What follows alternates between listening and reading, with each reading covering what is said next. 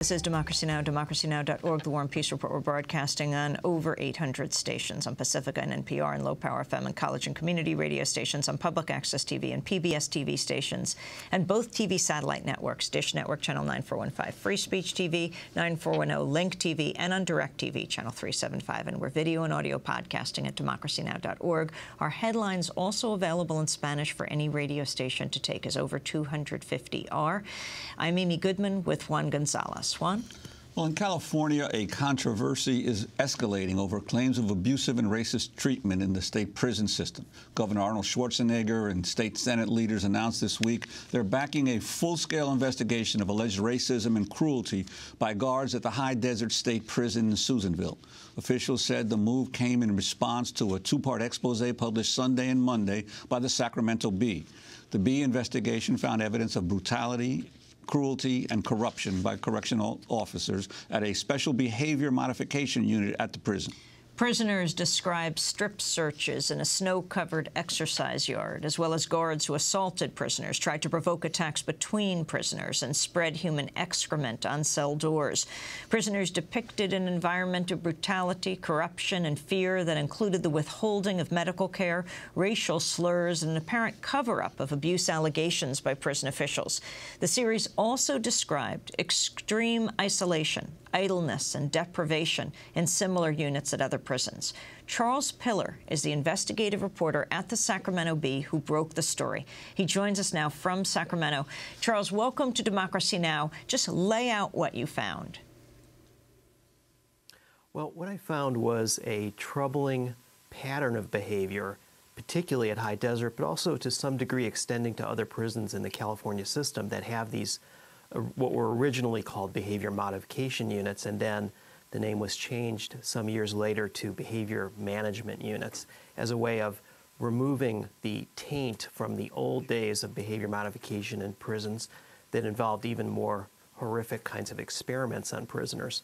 Now, I originally heard of this story. I heard that a report had been created by the state's own correctional researchers that looked closely at the behavior modification unit at High Desert and found evidence based on the testimony of a number of different prisoners that they had experienced this kind of cruelty and brutality, including beatings, including the shackling of one prisoner and having him be pepper sprayed at point-blank range, not decontaminated, and paraded naked through the cell block in a way that that prisoner and others who witnessed the event regarded as a kind of image of modern slavery.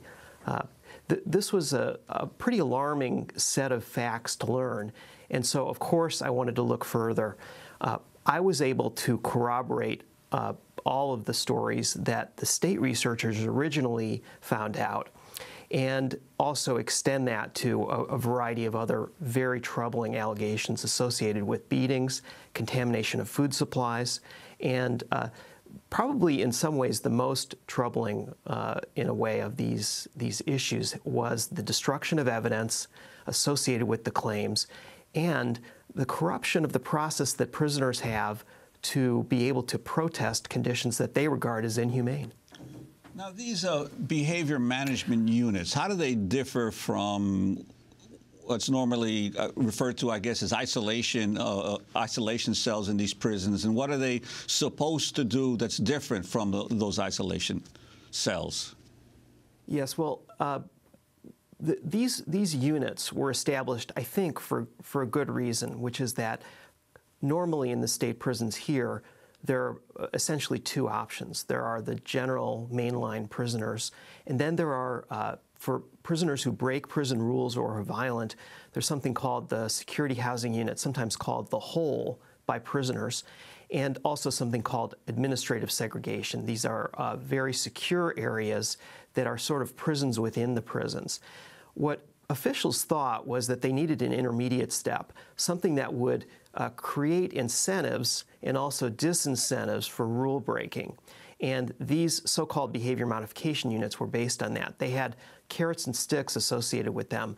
The sticks were a reduction in privileges. Prisoners lost contact with family members in many cases. They lost time in the exercise yard. They lost the ability to draw from the prison canteen. They lost access to electronic media such as television, very restricted access to reading materials, kind of an isolation tank, you might say. And the carrot was that for good behavior, in other words, reduced rule breaking in the prisons, they could gradually earn back a few of those privileges and eventually graduate into the mainline prison environment where they could be have a normal prison experience. The path was something called life skill classes. These were things like anger management and Alcoholics Anonymous, things that prisoners could use to essentially heal themselves, at least by design. What I found was that these classes were largely dropped by the prison system. In other words, budget cuts and lockdowns where prisoners are locked in their cells often all week, every week, except for perhaps 2 or 3 visits outside the cell for a quick shower in many cases.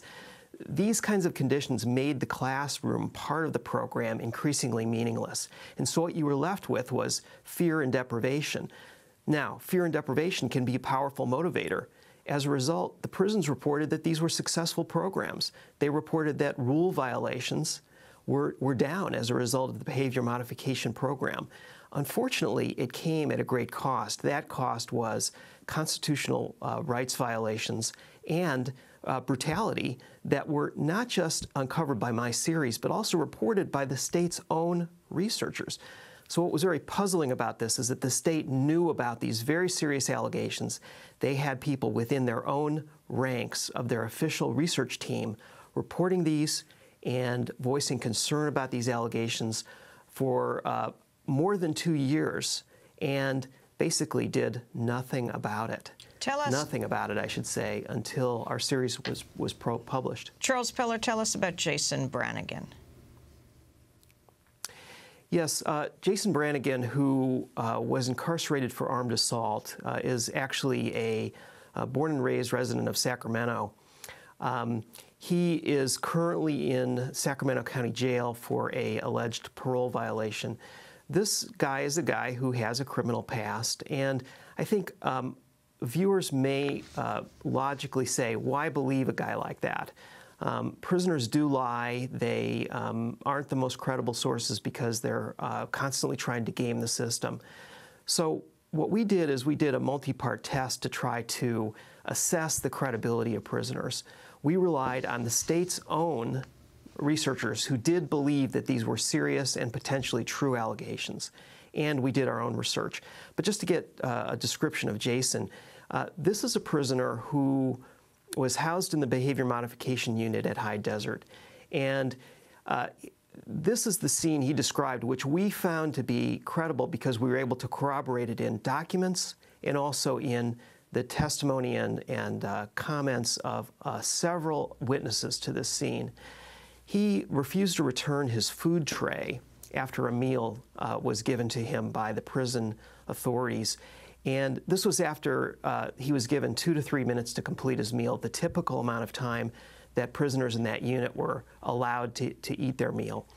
And he was told to present his hands backwards through the food slot to be shackled, which he did. He was handcuffed. And then the guards were preparing possibly to come into a cell and take him out. He unfortunately was claimed to be wedged into a position in the cell where he was trying to get the attention of guards, where it was not easy for him to stand up and immediately come out of the cell. The guards reached into the cell through the slot for food and pepper sprayed him at point-blank range. I don't know if any listeners here understand how excruciating that can be, but especially if you're pepper sprayed on the face and head at point-blank range, it's extremely painful. He was then pulled out of the cell, beaten in the cell, pulled out of the cell, so he and other witnesses say, and shackled hands and feet, stripped naked, and paraded through the cell block in front of not just other prisoners, but also in front of a large number of guards, including female guards. So, as you might imagine, this was a humiliating experience and also one that Brannigan claims was damaging to his eyesight because he was never fully decontaminated during this episode, which lasted quite a long time.